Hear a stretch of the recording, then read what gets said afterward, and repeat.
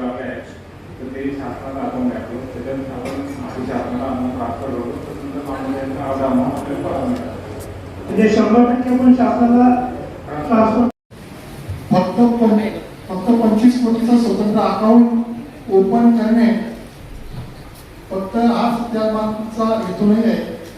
एकंदरीत अटलांटा हे प्रकरण सर्व तुम्हाला माहिती आहे.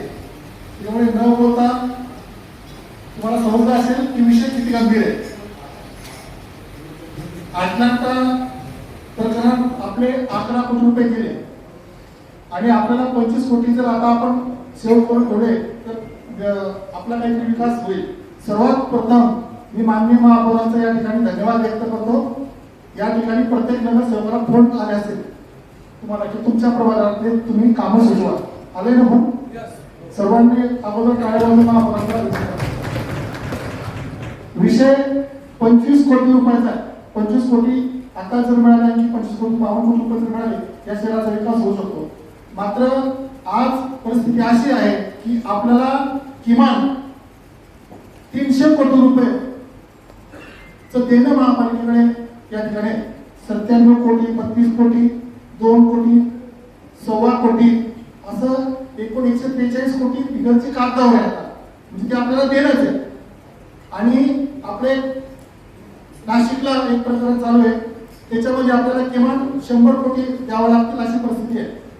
एकंदरीत महापालिका या सर्व भूखंड प्रक्रियेमध्ये हे भूखंड प्रकरण हाताळताना आपण कुठेतरी कमी पडलो आहोत आणि म्हणून प्रत्येक न्यायालयीन लढाई आपण हारलेलो आहोत.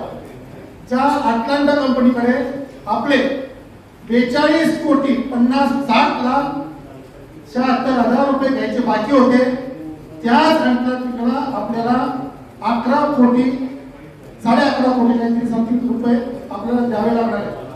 आणि म्हणून हे जर असं सुरू राहिलं तर महापालिकेच्या आपल्या खात्यामध्ये एक सुद्धा रुपया शिल्लक राहणार नाही. आणि म्हणून मी सर्व 75च्या 75 नगरसेवक या ठिकाणी या शहरामध्ये सहकारामध्ये काम करणारी व्यक्ती होऊन गेली. त्यांचं नाव आहे डॉक्टर अविनाश आचार्य. त्यांनी सांगितलं होतं समाजावर आईसारखं प्रेम करावं आणि म्हणून आपल्या शहराचा जर विकास करायचा असेल तर सर्व आपण भावबंद कोण कुठल्या पार्टीचा असेल कोण कुठल्या पक्षाचा असेल हा विचार महापौरांनी सुद्धा केला नाही. आणि म्हणून त्यांनी प्रत्येक नगरसेवकाला सांगितलं की तुमच्या प्रभागातले कामं सुचवा आणि तुम्ही कामं द्या ते कामं आपण करू. आता मी नवीन आहे बरेच लोक म्हटले की आम्हाला पण होणार आहे चर्चा आहे सर्वांमध्ये. पण मात्र हे करत असताना या न्यायालयीन प्रक्रियेमध्ये आपली बाजू इतकी कमकुवत आहे की आपण ही न्यायालयीन बाजू विजयी होऊ जिंकू शकतो अशी कुठल्याही प्रकारची शाश्वती नाही.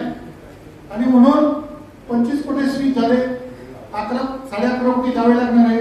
बाकी 97 कोटी आहे 32 कोटी आहे 100 कोटी आहे अशा अनेक कोटीच्या कोटी उद्याने ही महापालिका घेत आहे. आणि या कोटीच्या कोटी उद्याने घेत असताना मात्र माझ्यासारखे अनेक नगरसेवक नवीन नगरसेवक आहे ते निवडून आलेले आहेत. आम्ही जेव्हा वेळेस लोकांकडे गेलो त्यांना सांगितलं की आम्ही तुमचे हे कामं करून देऊ ते कामं करून देऊ आणि म्हणून हे कामं करून देऊ ते कामं करून देऊ म्हणून म्हणजे आम्ही म्हटले. मात्र हे करत असताना आमच्याकडे जर फंडिंगच नसेल पैसेच नसेल महापालिकेकडे तर हे कामं होतील कसे. आणि म्हणून मित्रांनो मी तुम्हाला सांगतो सर्वांना मी कामाचा माणूस आहे आणि कामाचाच माणूस आहे. आणि म्हणून या ठिकाणी तुमच्या सर्वांचं या 75 लोकांनी या शहरात राहणाऱ्या 6.5 लाख लोकांचं भवितव्य हित फायदा पाहून माननीय महापौर महोदयांना मी विनंती करेल उपमहापौरांना विनंती करेल माननीय आयुक्त साहेबांना विनंती करेल की 25 कोटी रुपयाचं एक स्वतंत्र खातं या ठिकाणी आपण ओपन करावं जेणेकरून या खात्याला कुठल्याही प्रकारचा न्यायालयीन प्रक्रियेचा धक्का लागणार नाही. आणि धक्का लागत असेलच तर लवकरात लवकर निविदा प्रक्रिया अंमलात आणून हे पैसे पटकन खर्च करा जेणेकरून आम्ही जे लोकांना शब्द दिले ते शब्द पूर्ण होतील. आणि हा फक्त एक अरविंद देशमुखचा विषय नाही हा विषय आहे या जळगाव शहरातल्या 6.5 लाख लोकांचा हा विषय आहे.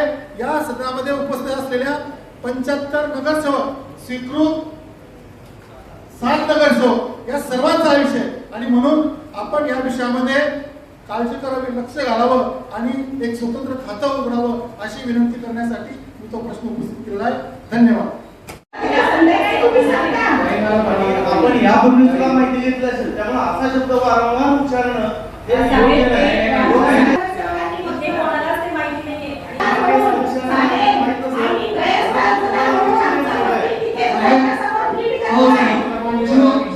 आमच्या कामाचे पैसे दुसरीकडे तर मारताय आणि आता लोकांना तर निवडून आलेलो आमचे बी काम आहेत का?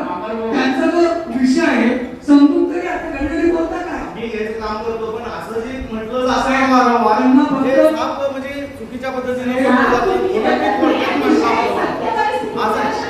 हे चुकीचं आहे, हे चुकीचंच आहे. म्हणजे जे काय विषय त्यांचे देण्याचे- या बाबतीत आपले जे काही हे बघा, आज मी बरेच बाहेरनं माहिती मला मिळते आमच्या स्टाफकडून सुद्धा की काही लोक ही सगळी माहिती घेतात, सगळी लोक घेतली जाते, तरी पण आम्ही ती प्रश्न विचारणं की असं झालं सभागृहात विचारणं बरोबर नाही. नाही माहितीये. आणि सांगितलं आणि की जे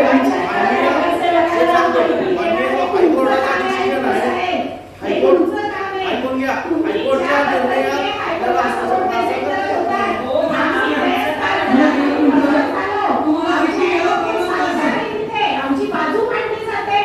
तुम्ही हायकोर्टमध्ये आले स्वतः बघितली 2-3 दिवस आपल्या ऐकून घ्या, हायकोर्टमध्ये काय परिस्थिती असते आणि त्यांचे होते तुम्ही चांगली बघितली. तुम्ही एका दिवसात कंटाळले आणि नंतर आली सुद्धा नाही तिकडं कारवार खेळी लागली तिथे आणि चुकीच्या पद्धतीनं ठीक आहे. आता जे काय प्रक्रिया झाली सर्वांना माहिती आहे. कोकणे साहेब कशा परिस्थिती मी जो तक्रार दिली होती त्या तक्रारीनंतर कोरडे साहेबांनी जी फिर्याद दिली ती अतिशय अभ्यासपूर्ण फिर्याद दिली आहे. त्याकरता मी म्हणजे प्रशासनाचा मी या ठिकाणी धन्यवाद व्यक्त करेल. आता मी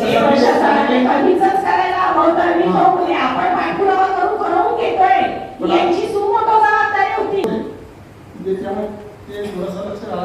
आता याच्यामध्ये कसं आहे, आता काही म्हणतात की काही ठराविक नगरसेवकांना माहिती तर आता काही आपले सर्व नगरसेवक बद्दल मी सांगतो की एका पेपरमध्ये चांगल्या लोक पेपरमध्ये सापड आलं होतं की नाही आहे व असं चर्चेमध्ये आलं होतं सापड. आता बरेच जणांनी ते व्हायला गेले इकडे तिकडे, त्यांना माहिती नाही आणि व दया आहे हो CID वाला सब सुरून केली करू बाबा एकालाही सोडणार नाही. पण ते जाऊ द्या. पण तुम्ही सर्व नगरसेवकांना विनंती करतो मी अतिशय आपण आपले जे प्रश्न आहे आता अजून प्रश्न उपस्थित केला हा तुमच्या भल्याचा प्रश्न आहे सर्वांचा. कारण तुम्ही लोकांशी कुठेतरी हक्काचा प्रश्न आहे आणि सर्वांनी आपण सर्वांनी हा विषय महापौरांना विनंती करेल की या विषयाला तात्काळ तुम्ही मंजुरी द्यावी आणि कमी कालावधीमध्ये टेंडर प्रक्रिया कशी पूर्ण होईल आणि पटकन कशी कामं दिली जातील हे करावं असं मी विनंती करतो.